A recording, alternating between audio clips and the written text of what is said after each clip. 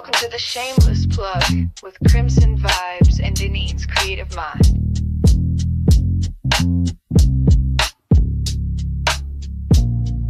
We spotlight the real, no shame in the game. Two queens with the mic calling out your name. From side hustle dreams to headline steam, we raise your voice, we build your team. We don't whisper, we amplify. Your story's power can't touch the sky.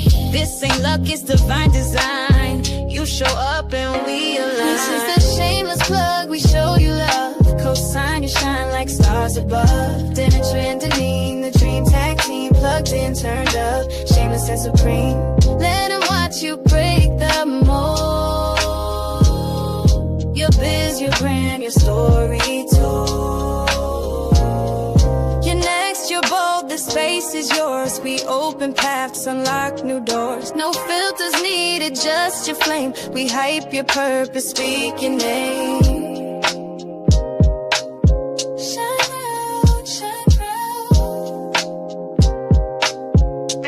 Shameless Plug.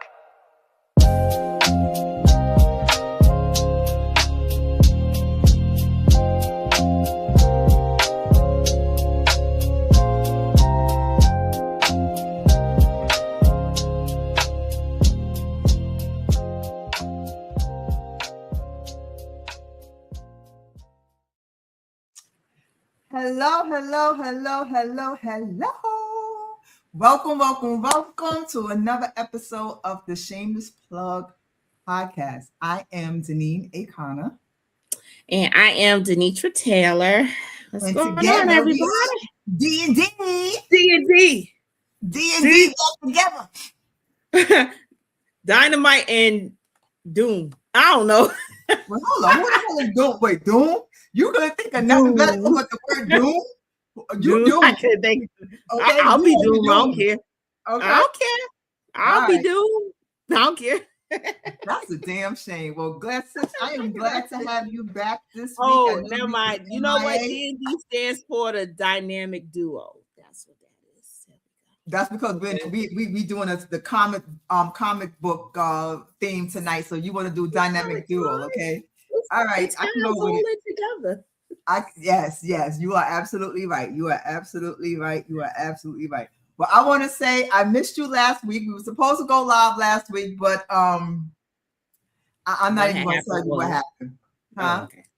I said what had happened was you said you're not even going to tell what happened. I was like, well, you know, it was somebody's fault because they read the text message wrong. Oh, so they thought, I don't know what they thought, but they thought when they was filling in, I don't know when they thought that they were supposed to be filling in, but they didn't realize they were supposed to fill in for last week. And like at 5 minutes to 5, they was like, "Oh, can we push it back to 9?" I'm like, "No. We'll just do it next week. That's all right." So, wow. I'm not calling no names out, but I think y'all know who we're talking about. Okay, but that's the reason why there was no Shameless Plug last week. But we back. It's okay. I missed you. I missed you too, sis. So first, you gotta tell us, how was it? Oh my gosh, I had the best time. I had the best times. So first of all, I gotta give shout out to Alex Carter. He is the writer and showrunner for Power Rangers Western Strike. So this would be we shot the pilot for a new Power Rangers, and I mean him and his cast and even the crew, it was phenomenal. And you know, all of them are younger, you know, but they were on point with everything, and so it was a great opportunity. I did some traveling. Really? Like I mean, Kinston and New Bern aren't too far. It's not like 5 hours, but I was like, it's an hour and 45 minutes from where I am to New Bern and then to Kinston. And then certain days I just came straight home. And then certain days I just stayed out that way. So I was like literally on set for 8 days. Wow. And then the night I got back that next day. Yeah. And so then yesterday I was on set again for A Deadly Proposal. So shout out to the cast and crew for A Deadly Proposal. We did some pickup stuff. So 9 days on set. And I will be on a production again this coming weekend. My Brooklyn sister, Tamika Melvin, is Woo-hoo, shooting. Yeah, we are shooting. We are shooting her film choices. So yes, I'll be yes. yeah. I can't So, wait to see that one. yeah, so Did shout she out to say she was going to be Tamika. filming in New York? She was going to do That one back in Brooklyn. that's the next one she's hoping to do back in Brooklyn. I So definitely got to yeah, try to get on the set for that one. I'm going to yes, try to get on the yes, set for that one. yes, All right, yes. Tamika, So you out there? You hear me? Hit me up, girl, when you get to New York. I'm sure she will. I know right now she's prepping. Like she's like she got her list and she's checking everything off. So that way we're gonna be ready to go on Saturday. So Okay. yeah. But yeah, so things have been really good, very busy. I'm just trying to recuperate and I still tired. I know you are, girl. I know you are. Woo. But I love it. It's well worth it. It's been an amazing experience being on both sets. So I'm for it. But what about you? What you been up to? What have I been up to? Oh my goodness. Everything and a lot, it sounds like. You know what? I swear, first let me say, God, I thank you for life. I do thank you for life. I thank you for the ability that I have to create and everything. But I swear to God, it's gonna drive me insane. I'm working on like 18,000 things at one time. And it's just like, oh, wait, hold on. You get the wig, that little hair be on your lip gloss and be sticking or whatever. And I just like, oh my God. So I finally finished the pitch deck for How Many? So I have that out. Okay. Waiting on Coach to send out some query letters for that. Okay. I did that.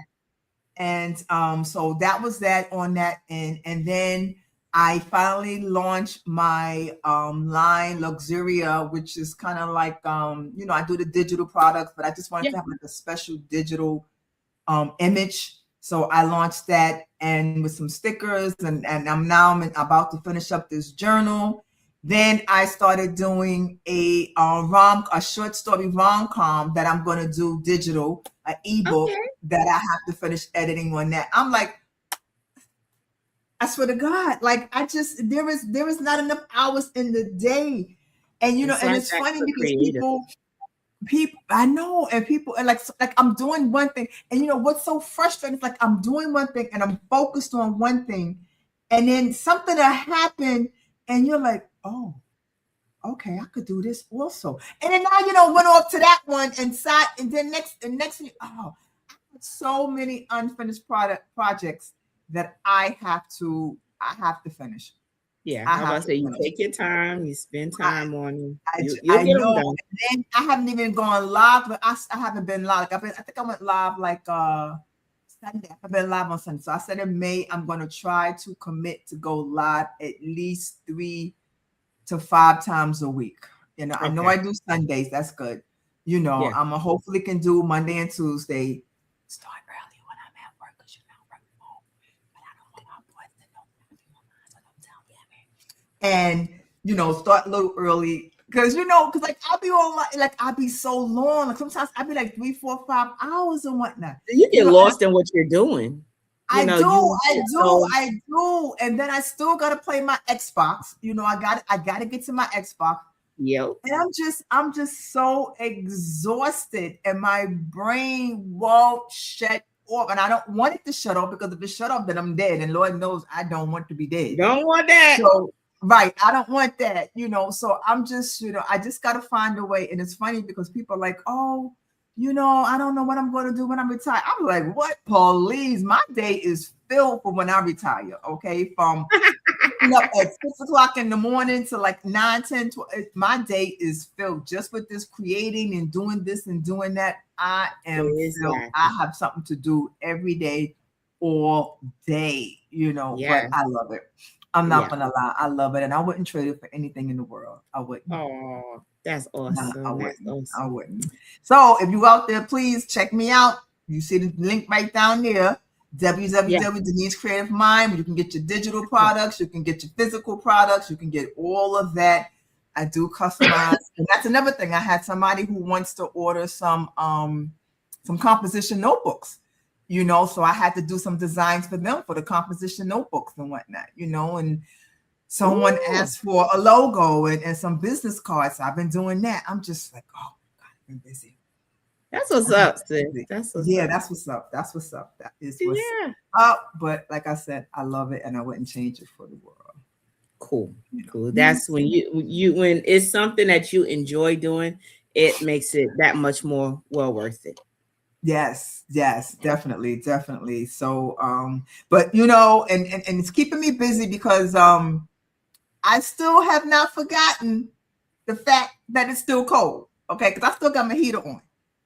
It's still cold. We had them 2 days. We had them 2 days at 70 degrees or whatever, and then that's it. It's them going back to, the low is like 30. I think it was like 30 degrees one day last week. And and not to mention, cold down here May is tomorrow. And then after tomorrow, we can start saying that summer is next month. And we haven't had a spring. Yeah. It is what it is. But just quickly, I want to give a shout out to our faithful watcher, Steven. Hey, Stevie. Hey, Stevie. How are you? Hello, ladies. Hope you are having a wonderful Thursday. We are. Thank you for joining. I see someone's watching. I see my cousin. Hey, cousin Linda. She's watching via Facebook. Yes, I see she's still in there. Hi, cousin Linda. And yeah, that's it. Awesome. All right. Well, we got an awesome guest tonight to talk to. Yes. I'm excited. Okay. So I get to read the bio. We got someone else. We got Billy. Hello, Billy, via YouTube. Hi, Billy. Look at cousin Linda. She said hi, cousin Linda. Hi. That's awesome. What's going on, everybody? Okay. All righty. So I get the opportunity to read the bio tonight.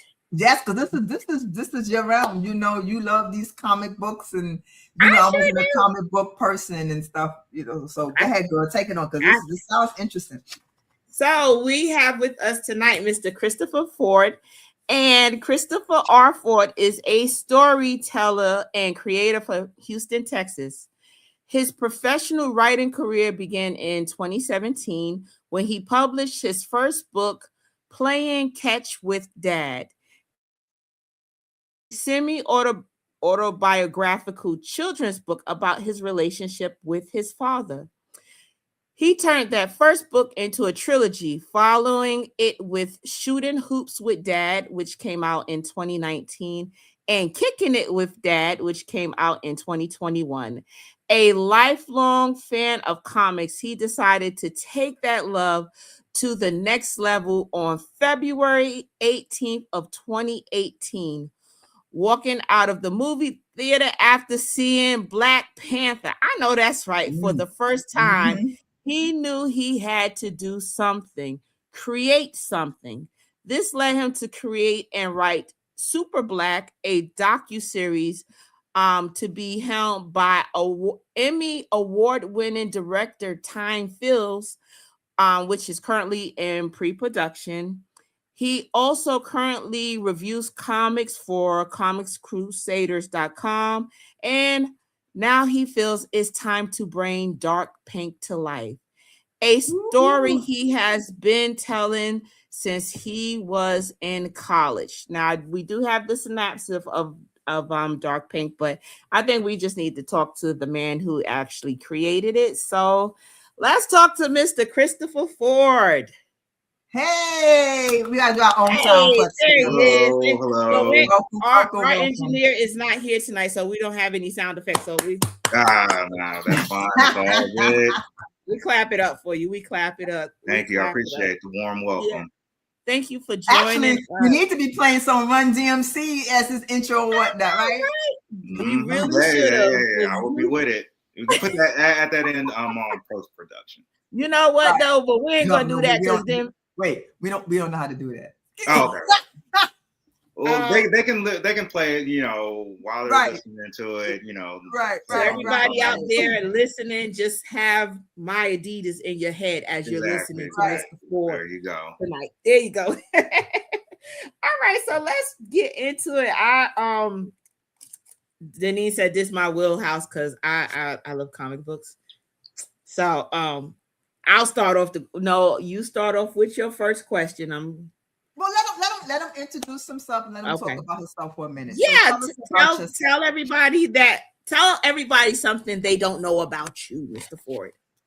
That I actually am I'm super introverted, so being on here right now on an interview is low key terrifying, but we're gonna work our way through it. So I understand. But we're gonna try to make you comfortable. Yeah. So far so good. Just act like you talking to two friends you ain't seen never, but that's all you do. Two friends you ain't never seen before. That's all. That's how we're gonna deal with this. So gotcha. Yeah. I think it's funny. A lot of people are like that. They're like, I don't like being in front of the camera. Yeah. So that's why I wanted to be a writer. I didn't want to be like an actor or like a musician or anything like that. I'm like, I can just write the stuff and then let everybody else, work with what I created, and then I can just stand in the background and just hang out. That sounds like a nice dream until you realize you got to do interviews and you got to talk about the movies and stuff, and then you kind of realize, dang, being a writer means I got to be out front as well.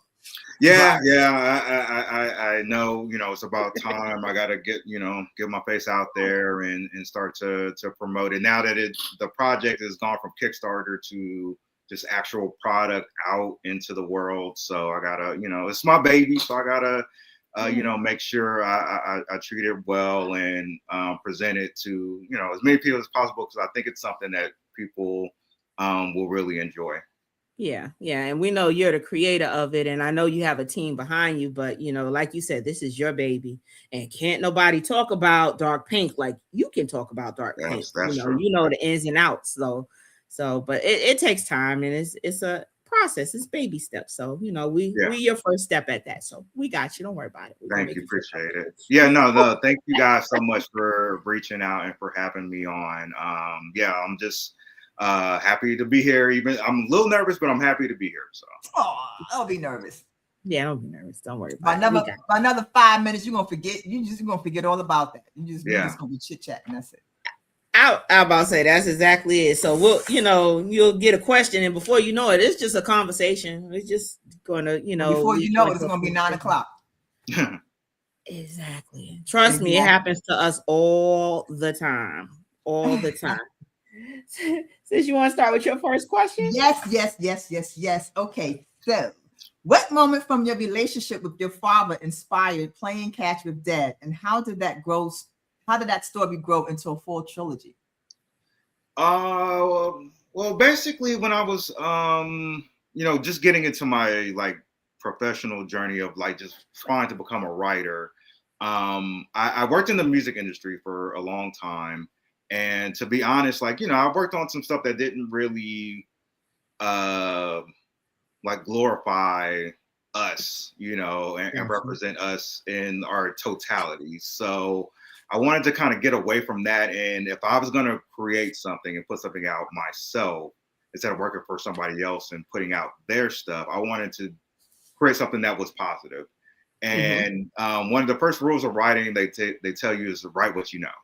So I had a very close relationship with my father, and he was the person that taught me how to play all the sports that I played, but also how to be a good student, be a good brother, and just grow up to be I hope a decent man.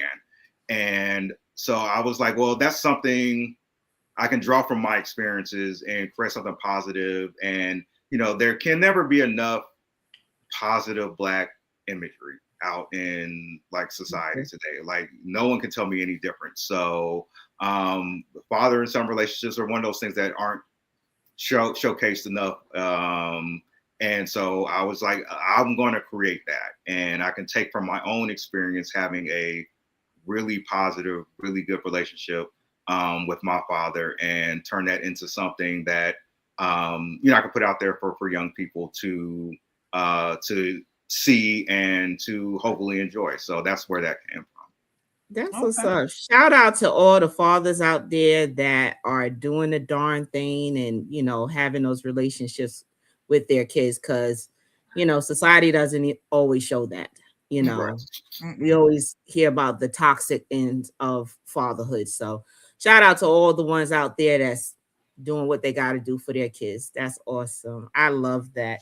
So do you think you'll take your books and turn it into like a movie? Are you looking to like literally take that series and do something else with it outside of just the books? I would love to. That's kind of not entirely, up to me, of course, but I do have like a pilot script for it.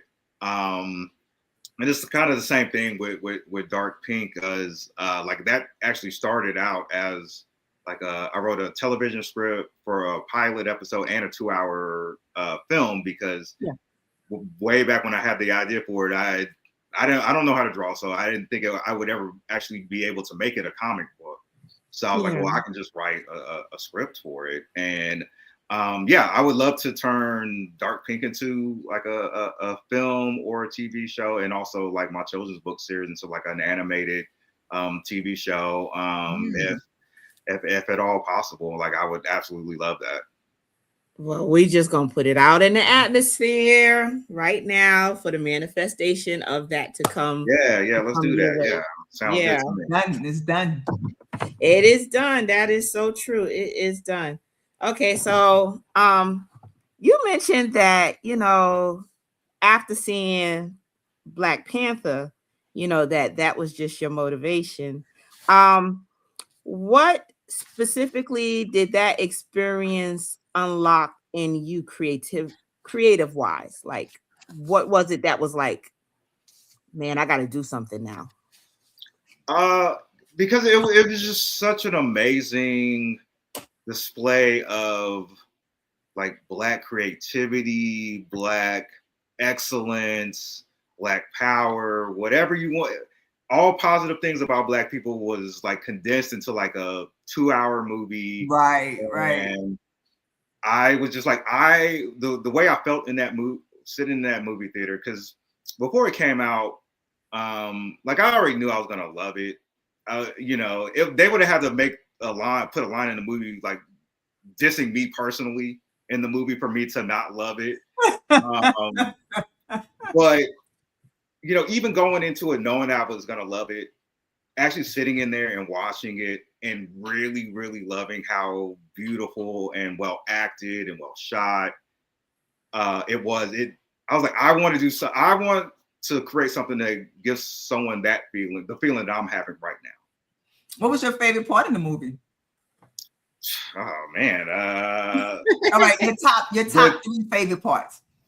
I guess it's kind of bad as this might sound.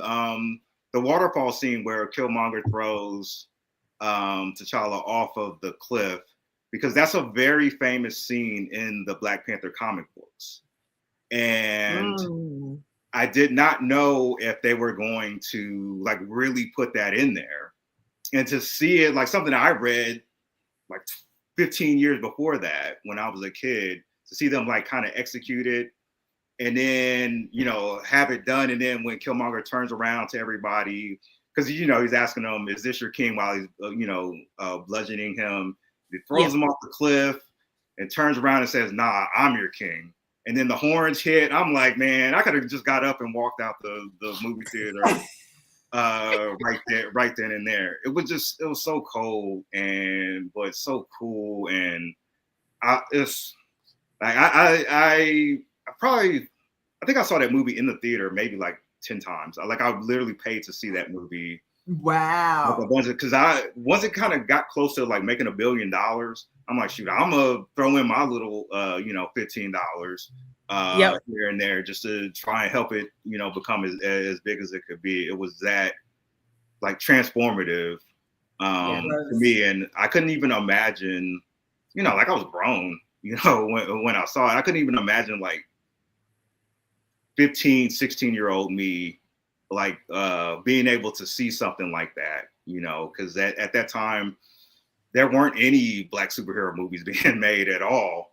When I was coming up, even Blade came out when I was like a little bit older.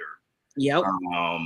And that was kind of like a low key type of movie, but this was like big and bold and Right. was meant to be something transformative, and that's exactly what it ended up being. And I was like I said, I just wanted to do something like that.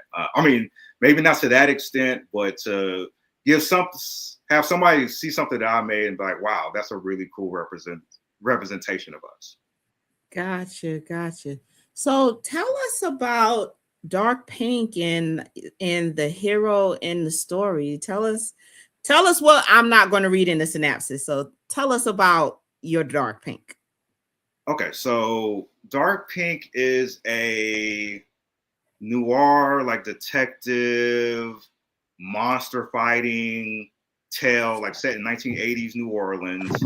And it stars a young woman. Her name is Dara Pinkerton, who starts a detective agency called Dark Pink, kind of a play on her name, to basically learn. She's trying to learn how to become a detective because she needs to figure out the mystery of her parents who went to New Orleans on vacation and disappeared. And she's not getting help from the authorities or from anybody. So she's taking it upon herself to move to New Orleans and try to figure out what's going on. And then it kind of unfolds into like a bigger thing where she ends up fighting vampires in the first issue. And as the story continues, there'll be kind of more like kind of monsters involved, and having that like take place in New Orleans, and it's kind of like affecting like people of color, but they're not being believed. And so she's kind of like the last chance for people to like get help.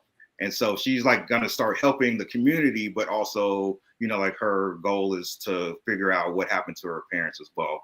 And it also has a lot of musical themes to it. Like, I don't know if you guys remember the show New York Undercover. Yep, sure do. So that's a huge, yeah. I was like, that's one of my favorite shows of all time. Great show, criminally underrated. But that was a huge influence on me. The start of each episode had like it was kind of like a music video. They would play the music and they kind of set up the case and what was going on. So I'm structuring the comic to where the beginning of each comic will be the case for that issue being set up with music in the background. Like this first one, I use Smooth Operator by Sade, one of my favorite artists, one of my favorite songs. It put the kind of the case to that music, and then you kind of get into like the detective part and the action and stuff like that. So it's like a musical mystery monster filled comic book ride. That's kind of how I try to describe it. And the lead character Dara, I kind of compare her. She's like Misty Knight from like the Luke Cage series. She's part Misty Knight, part Buffy the Vampire Slayer, and part Whitley Gilbert from Different World. Okay, so she's a bougie. Yeah. She grew up like her parents, they had money and stuff like that. So this is also like the first time of her like really being in the real world. So she's kind of having to adjust to having to do things like really on her own. And she's taking on like a really difficult task as well. So yeah, she's, she gets the ick, from stuff pretty easily, but she's also very smart and very brave. And, she's very determined to help her clients, help the people in New Orleans, and also like find out what happened to her parents. Wow. I just realized, what is it about New Orleans that it seems like a lot of vampire movies are from New Orleans? Like, it's like, I don't know anything about it. I'm not gonna lie, I don't know, but I'm just like, why is it that? Is it like some kind of old myth or whatever? I don't know about New Orleans, or like, Yeah. New Orleans is a very really mystical oriented city. It's, it's a very old city. It's a place where like the occult and things like that, they can thrive.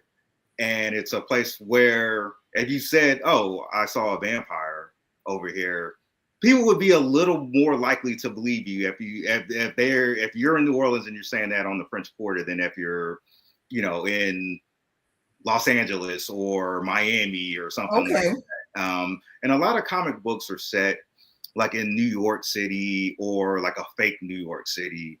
Yeah. And so I wanted to place mine in a different place because you don't see very many comic books that are set in New Orleans. And I also wanted a place where, that mysticism is a little bit more believable. So, like the characters, the people that inhabit the city would be more inclined to believe in these type of happenings, without it having to be like a crazy jump in logic or something like that. And also, like, I'm from Houston. My dad was from Louisiana. We would go to New Orleans all the time. It's like New Orleans and Houston are like sister cities. So I'm pretty familiar with it. And I just thought it would be a really cool, unique place with its history with the occult, its music history, the food, the culture, everything kind of fits well with if you're trying to tell like a kind of spooky, mystical type of story. That's the place that you want to set it in, I think, is New Orleans. Okay, I'll keep that in mind. Yeah. Okay. Yeah. I think, you had like Vampire Diaries, and then you had the originals. For those who watch like CW11. So I mean, that was set in New Orleans, and of course, New Orleans is known for voodoo and all that. So I think it's, just that mystical, and it makes sense. I mean, it would make sense that maybe that would be like the home for supernatural stuff. So yeah, that's dope. That's dope. So it seems like Dora she's lost her parents. She has to put on this facade that she knows what she's doing as a detective. And then she gets caught up in, meeting vampires. So that's a lot. And I'm taking it she's very young. Yes. Right. Yeah. And so, like, who does she have that she can turn to? Like, listen, I'm a little overwhelmed right now. Who's her sidekick? Tell me about her peoples.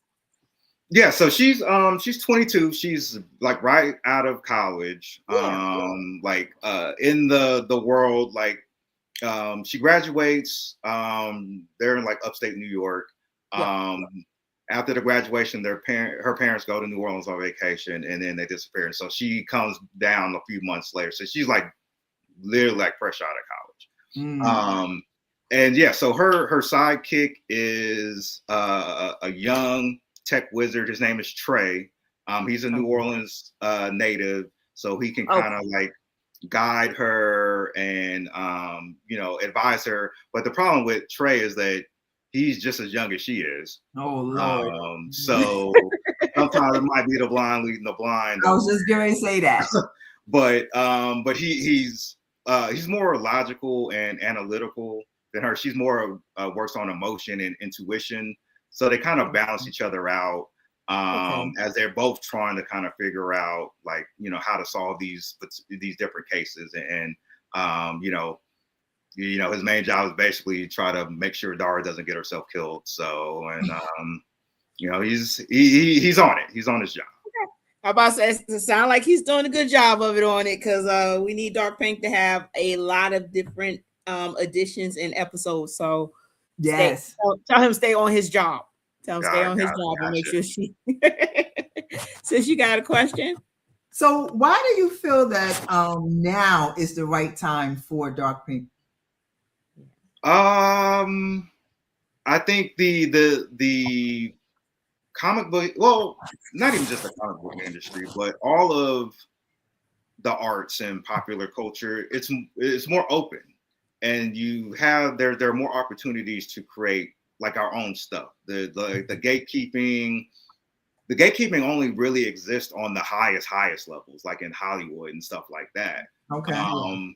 But for like regular creatives, like the time is now. Like you have the ability with social media, with being able to easily network with people. Right.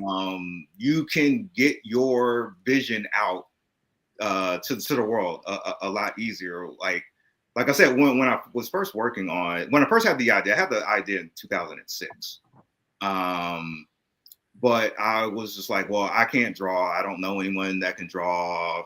So it just kind of was something that was in the back of my head forever, but not something I really thought I could really execute. Right.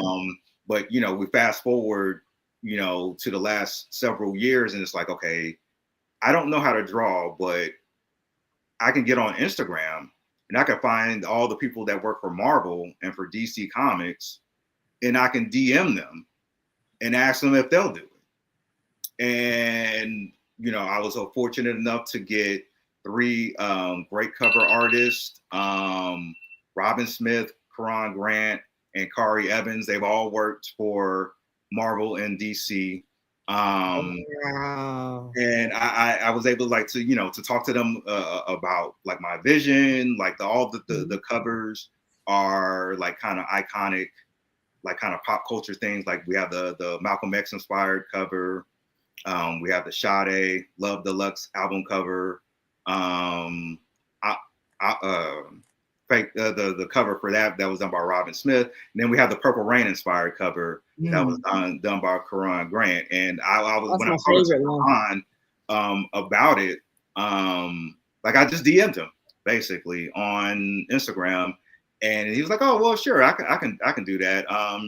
He's like, so I told him about the project, and he's like, "Oh, that's cool. Like I have some ideas about a potential cover." And I was like, "Well, hold on a second. I have an idea for the cover." He's like, "What you got?" I'm like, "I want to do a pay homage to Purple Rain." And he's like, "Oh, forget it." He didn't even bother with his ideas. He's like, "I love Prince. I love Purple Rain. Let's do it." And wow. And boom, we got it, and it came out like beautifully. I think like all of the covers look incredible, like very professional, because we're working with high level people. And then that basically wouldn't have been possible 10 years ago. But now it's possible. The funding to put it out. Comic books are very expensive because you got to pay by the page, and you have one person that does like the black and white art, then you have someone that does the color, and you have a third person that does the letters, and then the writer. Like, of course, I didn't have to pay myself, but I had to pay the other 3 people. Of course. Of course. Yeah. And that kind of adds up. And I was like, wow, I don't really have that much money like laying around to kind of execute this, but you have crowdfunding. And, so I took the money that I saved that I was going to use to create the comic, and I decided to put that into marketing a Kickstarter to both raise the money and build the fan base at the same time, instead of spending a bunch of money to create the comic and then having to spend a bunch more money to create a fan base. Right. So I was able to kind of kill 2 birds with 1 stone. And again, that's something that wouldn't have been possible in 2006 when I first had this idea. So, for anybody that has a creative idea, like the time is now. Like there's so much access to people, to funds, to marketing, that you can pretty much make anything happen.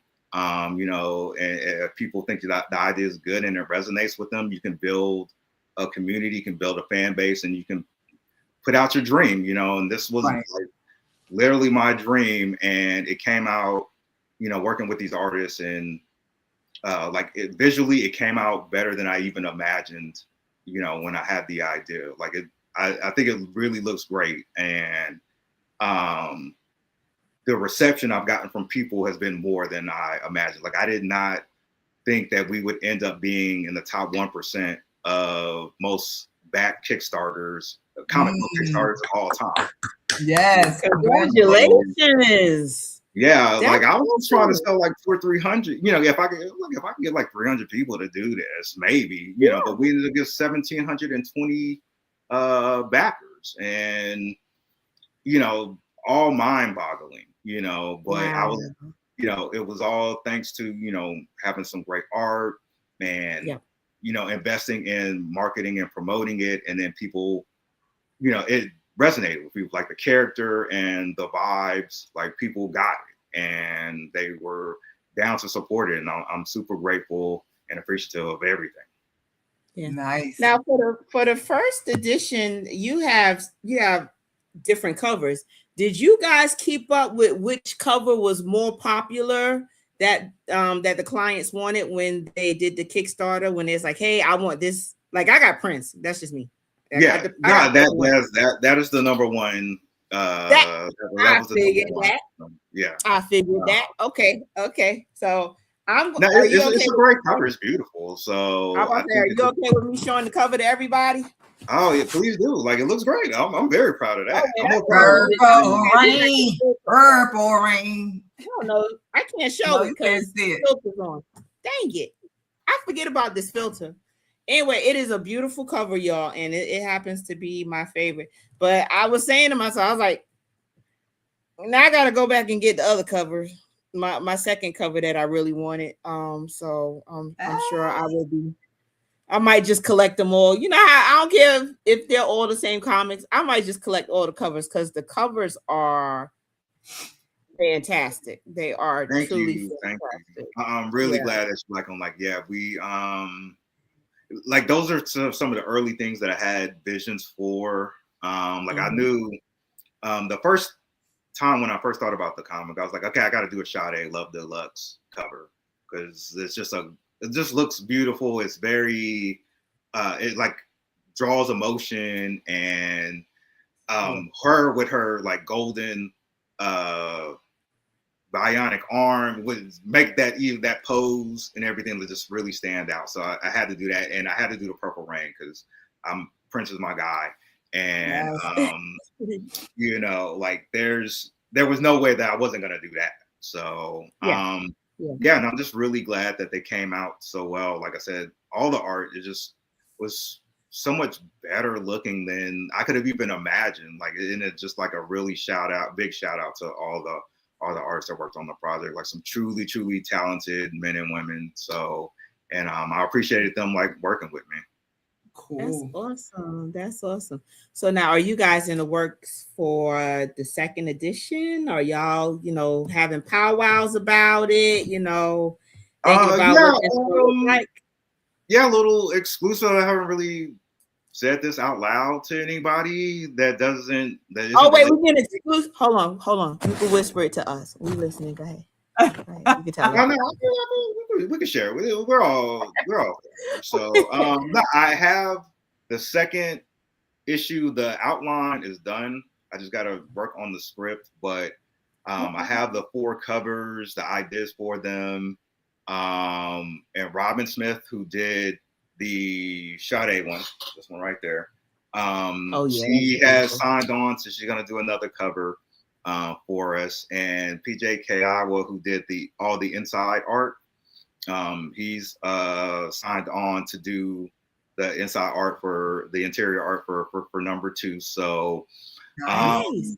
so yeah, we just I just, now that I finally finished mailing out those 1,700 comic books, which took a very, very long time to do.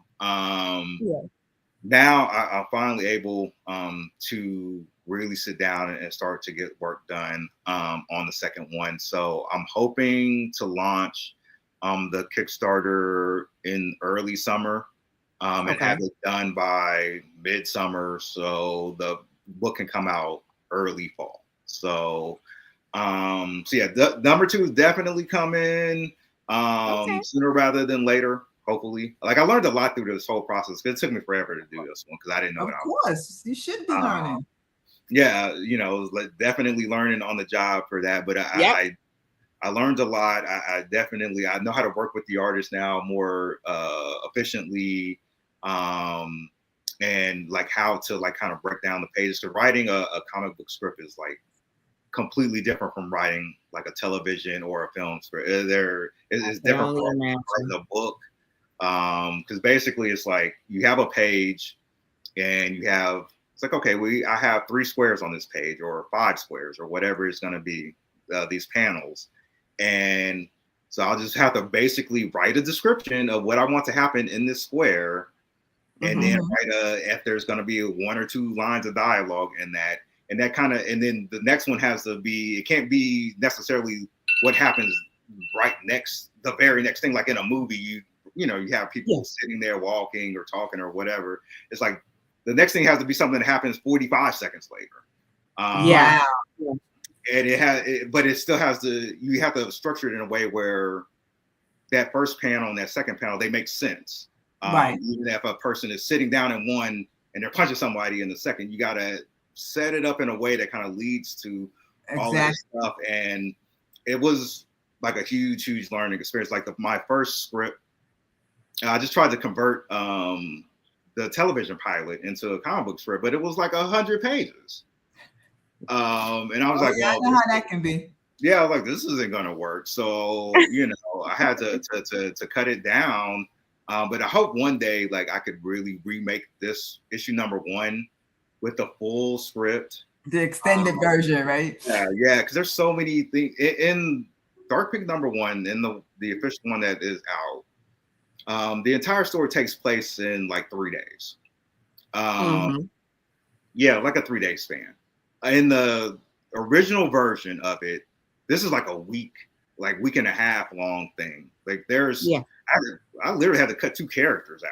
Like I didn't have a time to include them into this because you just got to be very, very judicious with like your space because you're paying by the page. So of course.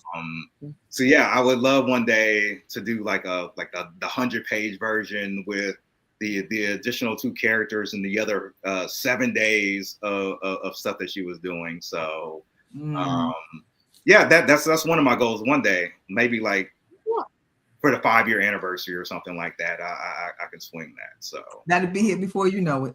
Yeah. And you already have the script. I mean, I'm sure you'll modify the script some, but you already have the script. So it would just be the idea of, hey, we're doing really good with this, and so let's just go on and make this movie, so I'm ready. If somebody wants to give me some money to make the movie, the script, or if you want to do a movie, hey, I got your 2-hour script done. You want to do a television pilot, hey, I got your 45-minute episode ready to go. So hopefully one of these days, that's why I want to just like kind of build the fan base.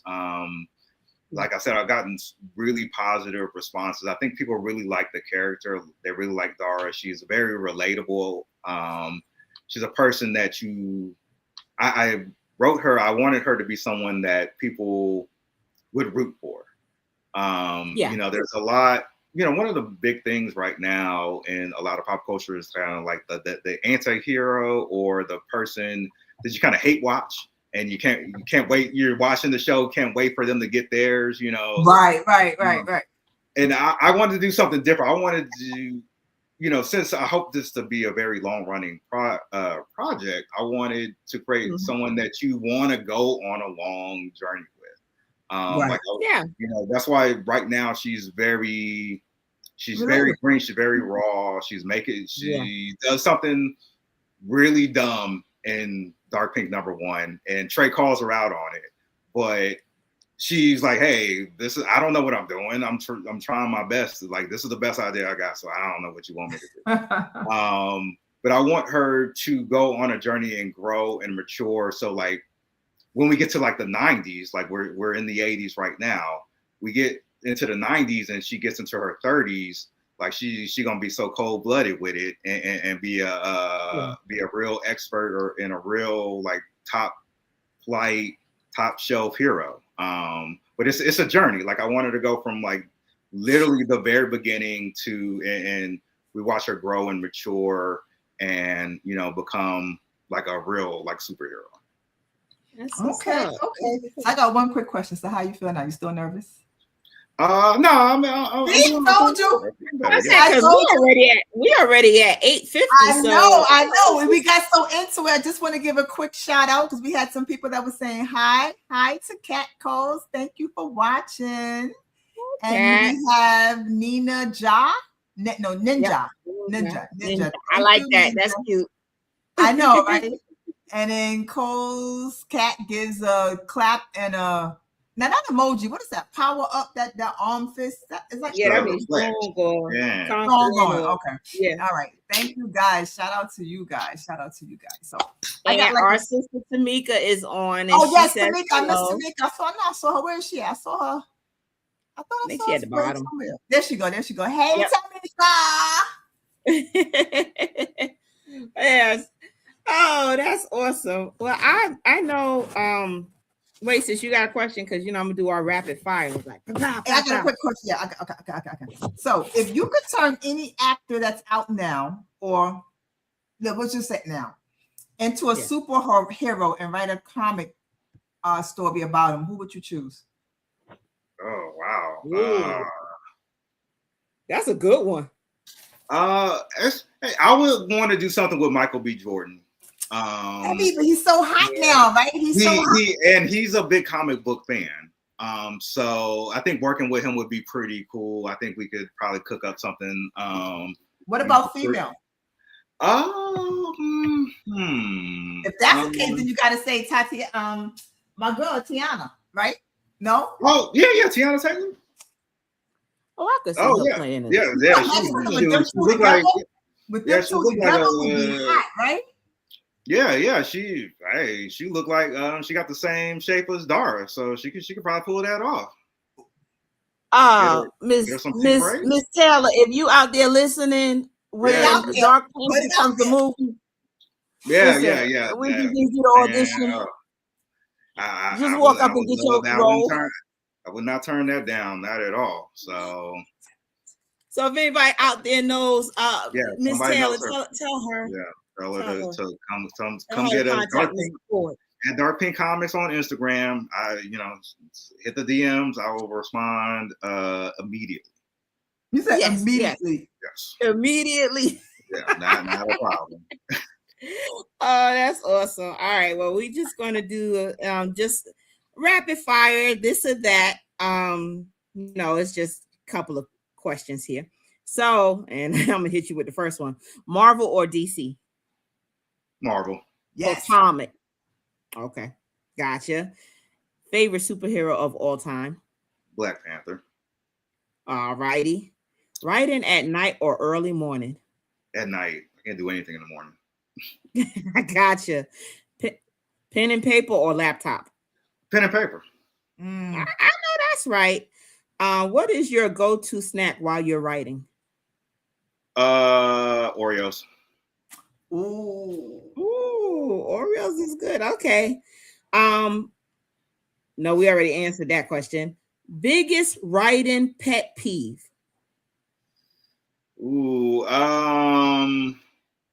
Where to put apostrophes and commas. Like I kind of write on a train of thought thing, so I got to go back and add the commas. I'll write a run-on sentence. I'm not gonna lie. So but I go back and I clean it up. But when you're writing, you just got to get it out there. You don't have time to get it and punctuate and everything. You just got to get it out. You got to get it out. Yeah, you gotta get it out first. I'll clean it up later. Right. Gotcha. Let's see. Ooh, New Orleans during the daytime or at midnight? Now you know which one he's gonna choose. Oh, at night, of course. Of course. All right.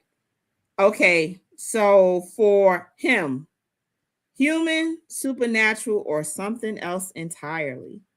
Oh, something else entirely. He's not gonna be what he seems. Not yet. So. Okay. Awesome. All right.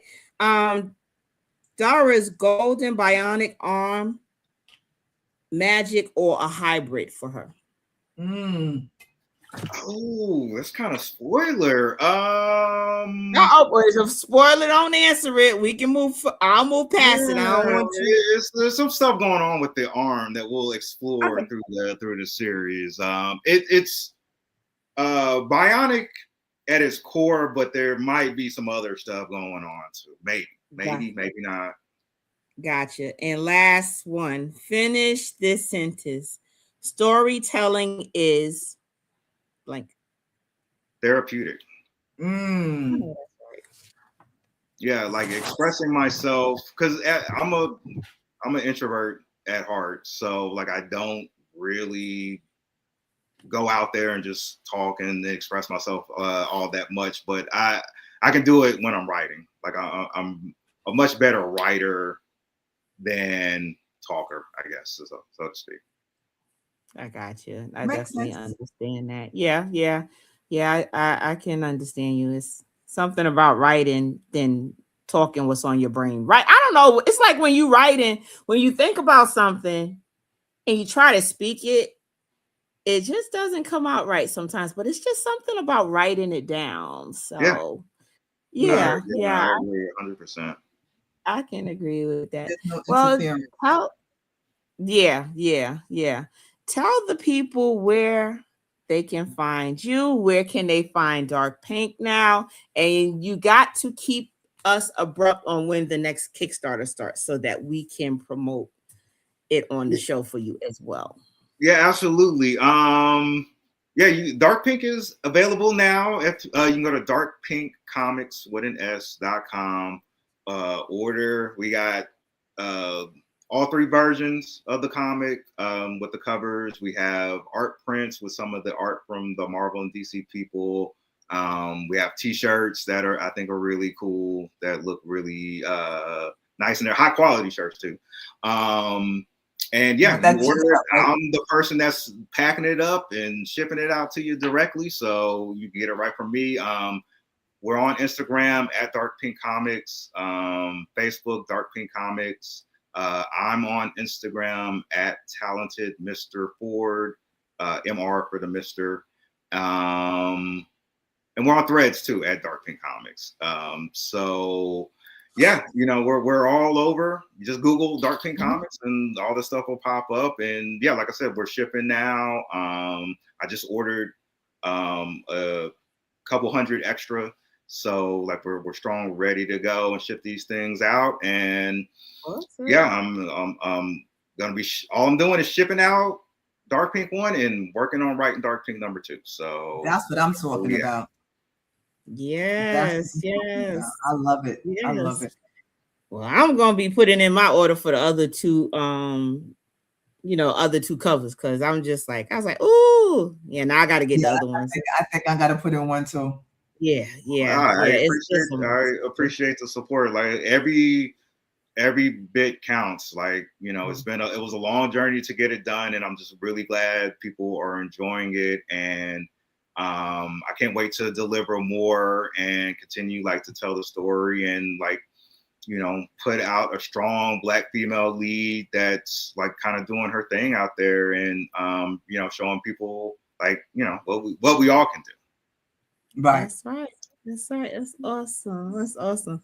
Well, thank you again for joining us on the show. We are going to have you back on when you ready, and part 2 is ready and you ready to talk about it. Please come back on the show. We would love to have you as a repeat. 100%. There. Thank you guys so much for having me. Anytime, Mr. Ford. Anytime. You take it easy. Have a good one. Thank you. You ladies have a wonderful night. Thank you again. And thank you to everybody that watched. Appreciate you guys. Thank you. All right. Bye-bye. All right. Take care, Mr. Ford. Oh, he's such a nice guy, right? He is. He really is. And I mean, very talented. Much success. Yeah, oh my God. Yeah. I think I think I'm gonna have to I think I'm gonna go get that too. I'm gonna get that. Yeah, I mean it is very unique, and it's one of those, and I've always wondered this, back in the day people had comic books and they used to put them in that protective cover. For his I can see why. You know, and you're going to want to have one that you can read over and over, but then you're going to have that one that you want to put in a protective covering because then they it's gonna be worth something one day. It's gonna be worth something. I mean, he's him and his crew is very talented. So shout out to everybody at Dark Pink Comics for what they do. Time went by so quick. I know. It does. It really does. And actually, we just gonna probably go a few minutes over as we close this out, right? I know. So, yeah. Okay. Look, I feel like I haven't been on in forever. So I thought I was like, that went by quick. Forever. Yeah. I don't think we got me a new Outcast shirt. Dragged on, huh? I got me a new. You just mentioned forever. I got me a new Outcast shirt. So I got me a new Outcast t-shirt. I started to wear it today, but I didn't do it. It says forever, ever. No, it's just a picture of Outkast, like back when they first came out, when Big Boy and Andre 3000 had the perms going on. I got that picture. I got that picture on my t-shirt. I love it. You know, I don't know nothing about them hip hop things. I know you know. You're not. You know, I'm not necessarily saying I'm a. I think I could pick out. What was the one? The Andre. What's his name? What are their names? Andre 3000. That's the one with the umbrella. With the umbrella. No, wait. You saw. Not the umbrella. You're thinking about a person we shall not name because they're in prison. His assistant, Bentley Farnsworth. Oh, okay. He was who assistant? What's the very famous producer that's in jail right now that was with Cassidy, whatever her name was. Okay, gotcha. Right now. That was his assistant. But I think he was in one of their videos previously. I think he was in one of Outkast videos. I think you're right. And I know. I think if I could pick up, I don't know. They weren't like the type that I follow. You know, like I didn't follow them. Yeah. So that's why I don't know. But I do know, like forever. Like I know that. Yep. Sorry, Miss Jackson. Yes. Right? Sorry, Miss Jackson, right? That's it. Yep. But I ain't gonna lie, I couldn't pick him out of a lie. I think I could pick out the image that I have of what's his name, Fat Boy, Big Boy, Big Boy. The image that I have of Big Boy. I think I know. Did they used to do podcasts or something or whatever, something radio, something? Okay, I'm gonna Google him. I gotta Google him. Now we got homework after this. We got homework. We gotta Google Big Boy to see what else other than being part of Outkast did he do. So. I think I know him from seeing him someplace. I don't know, but anyway. Probably so. But I know he's an actor as well, and he's been in a couple of things, so that might be why. Maybe. You know me, I don't know. I'm like, you know me, I don't get out much no more. You know what I'm saying? I don't know, Jack. That's okay. Totally all right. I know. All right, sis. Well, we have another one under our belt. Thank you everyone for watching. Thank you for the comments. Thank you for the shout outs. We appreciate it. We got guests lined up for next week. Maybe. Wait, hold on. What happened? There we go. Oh, thank you. There you go. If you are an entrepreneur, a creator, and you just want to hustle on what you got going on, email us a short bio and a promo picture. Send it to the Shameless Plug Podcast 25@gmail.com. We will get back to you and get you on the show. Remember, there's somebody out there that's looking for something that you have or something that you do. So shine light on your hustle through us here at the Shameless Plug Podcast. Yes. Then with that, we are going to close out. Thank you for watching. And guess what? Wait, Dad. See, I was slow. I should have been on. I wasn't on time when I was probably the damn engineer. You know what I'm saying? So with that said, we out. Thank y'all. See y'all next week. Thank y'all. Bye. Welcome to the Shameless Plug with Crimson Vibes and Denise's Creative Mind.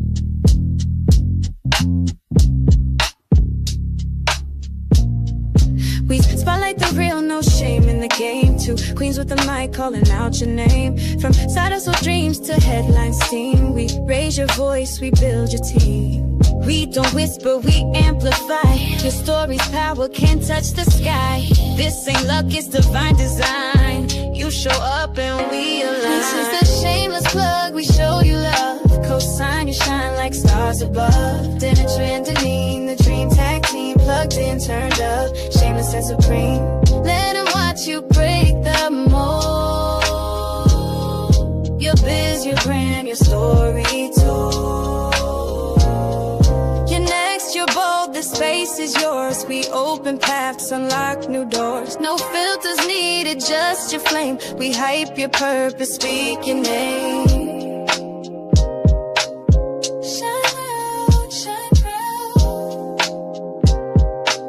This is the Shameless Plug.